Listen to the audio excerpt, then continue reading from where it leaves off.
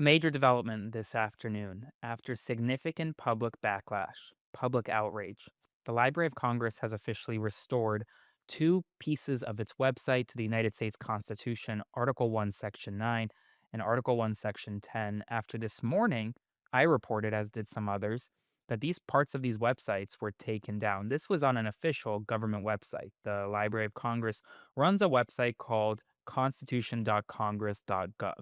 And on that website is the entire United States Constitution. Now, conveniently, two of the parts of Article 1 of the Constitution, Section 9, which deals with due process and specifically habeas corpus, and Section 10, which deals with states' rights, were removed. And no one knew why.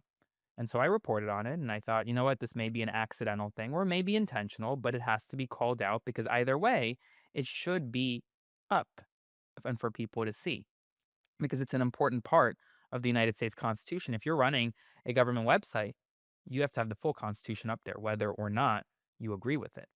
And well, so it was taken down for several hours today. Then I reported on it, and then the Library of Congress responded publicly saying that there was a glitch in the coding, and that they were working to get it back up.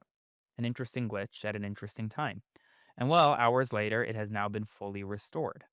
And this is really a testament to what public outrage and public pressure can do. Because ultimately, if no one ever caught it, if we never wrote an article about it, if I didn't make videos and write an article about it myself, then people wouldn't have been calling it out. People wouldn't have reached out to the Library of Congress. And ultimately, still to this hour, you would have had two key parts of the United States Constitution at a time where habeas corpus could potentially be suspended by the Trump administration and when states' rights are literally under attack. For example, the Trump administration may use the FBI to go and arrest Texas lawmakers in Illinois. At a time when both sections of Article 1 are critical for people to understand and people to read and just to be knowledgeable about, they were not on the website for several hours today. And if we didn't call it out, who knows how long it would have been off the website. So that's the power of public outrage. That's the power of public pressure. And let's keep it going. If you want to support my work and allow me to continue doing this, then subscribe to my Substack by clicking the button below or send a one time donation via Venmo to Aaron Parnas. And when speaking about those Texas lawmakers, they had a very interesting day in Illinois today.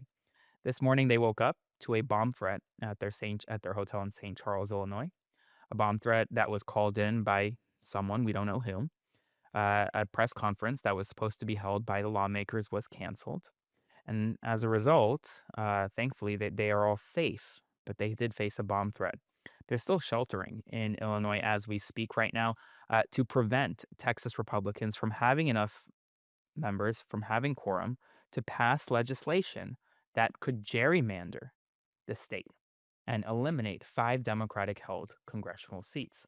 And we're now learning that the person helping these Texas lawmakers, the person allegedly who helped fund the trip for the Texas lawmakers, is none other than former Democratic congressman and former United States Senate candidate Beto O'Rourke, who is financially supporting the Texas lawmakers through his group, Powered by People, his PAC, saying that they can stay out long enough to stop this deal in Texas.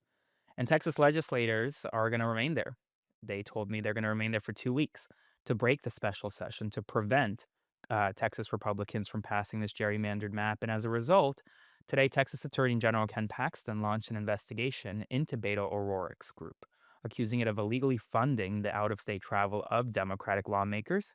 Paxton claims that the group is running a quote financial influence scheme and vows to take legal action against any Democrat who took a quote Beto bribe.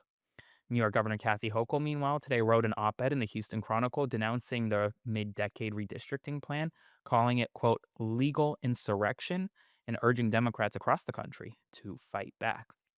Meanwhile, Director of National Intelligence Tulsi Gabbard, we're learning according to the Washington Post, with Donald Trump's approval, released the lightly redacted 46-page House Intelligence Committee report on the Russia 2016 election interference investigation. Now, here's the issue. Tulsi Gabbard overrided a CIA official, multiple CIA officials, CIA concerns that the document could expose sensitive spying sources and methods, prompting criticism from Democrats and former intelligence official who warned that it may damage U.S. intelligence credibility and security. And meanwhile, the reason why she did this was to distract the public from the Epstein files. And when we're talking about the Epstein files in a cabal like meeting tonight, J.D. Vance, the vice president of the United States, confirmed by NBC News, will be hosting a meeting at his residence with Susie Wiles, the chief of staff, Pam Bondi, the Attorney General of the United States, Todd Blanche, the Deputy Attorney General, and Kash Patel, the FBI director, along with other top Trump officials, to discuss the Epstein fallout and what the White House is going to do to respond to the steady drip of information that's going to continue coming out. And we learned today that Ghislaine Maxwell told Deputy Attorney General Todd Blanche during the 9-hour interview that she had with him, the unorthodox 9-hour interview, that Donald Trump did not do anything concerning to her in her presence. The Trump administration is considering releasing the transcript and possibly the audio of the meeting as Maxwell continues to fight her conviction all the way up to the United States Supreme Court. An Epstein survivor, Annie Farmer, called for the release of grand jury transcripts through her lawyer, stating, quote, "Given the magnitude and abhorrence of Epstein and Maxwell's crimes, unsealing the grand jury transcripts is not just appropriate. It is necessary to understand the full scope of the abuse and those who enabled it." Shifting gears to immigration. According to the American Prospect, FEMA probationary employees on paid administrative leave have been reassigned to ICE with just 7 days to accept or face termination as the Trump administration is scrambling to fill thousands of ICE positions following the massive budget increase, part of the budget bill. And DHS this morning conducted a high-profile raid in in the Los Angeles McCarthy Park area, arriving in Penske trucks at a Home Depot. 16 undocumented migrants were taken into custody. They justified this raid as MS-13 control over the area, but if you watch the video, it's pretty stunning to watch. I mean, you have literally ICE agents jumping out of the vehicle and chasing migrants throughout the streets. Meanwhile, a new report from Senator John Ossoff's office revealed 510 credible cases of human rights abuses at U.S. immigration detention centers since January 2025, including deaths in custody, physical and sexual abuse, mistreatment of pregnant women and children, lack of medical care, and overcrowding, amid claims that the Department of Homeland Security is obstructing congressional oversight. We also learned today that GOP Representative Corey Mills has now been accused by ex-girlfriend Lindsey Langston of threatening to release sexually explicit images and videos of her after their breakup. Now, Mills denies these allegations, which are now under review by the Florida Department of Law Enforcement, and Langston is actively seeking a restraining order. Big news on Russia today.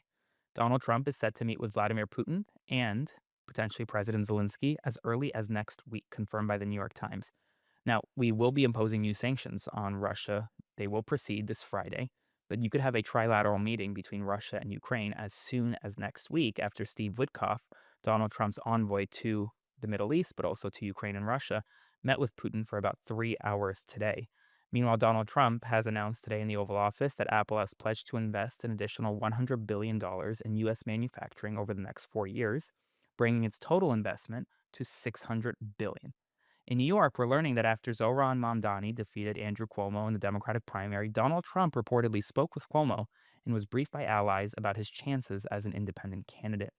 There was also a terrible shooting at Fort Stewart military base in Georgia. 5 soldiers were shot and wounded.